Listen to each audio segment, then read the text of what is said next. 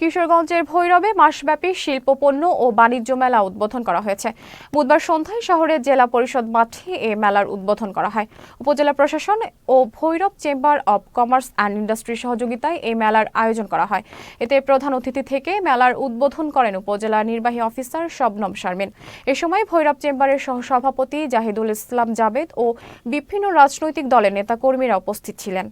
এখানে মেলা যেহেতু মাসব্যাপী হবে, এর আইন শৃঙ্খলা বজায় রাখার জন্য ইতিমধ্যে আমরা এখানে সিসি ক্যামেরা স্থাপন করেছি। এখানে আনসার, গ্রাম পুলিশ সহ এখানে ফোর্স মোতায়েন করা আছে এবং আমাদের যারা সহযোগিতা করছেন সেনাবাহিনী এবং র্যাব সহ তাদের টহল টিমও এখানে কিছু সময় পর থাকবে। তো আমরা আপনাদের সহযোগিতা এখানে আইন শৃঙ্খলা বজায় রেখে সুষ্ঠু এবং সুশৃঙ্খলভাবে মেলাটা সমাপ্ত করতে পারবো বলে আশা রাখছি।